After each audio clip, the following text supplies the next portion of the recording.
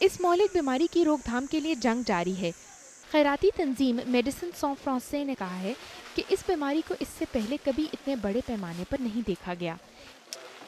اس سے اب گنی کے 5 علاقے متاثر ہو چکے ہیں، جن میں دارالحکومت کنیکری بھی شامل ہے، جس کی آبادی 20 لاکھ ہے۔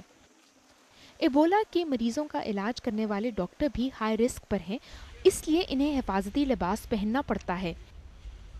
متاثرہ شخص کو چھونے سے بھی وائرس لگ سکتا ہے۔ یہ وائرس جو متاثرہ افراد میں سے 90% کو ہلاک کر دیتا ہے، اب لائبیریا میں بھی پایا گیا ہے۔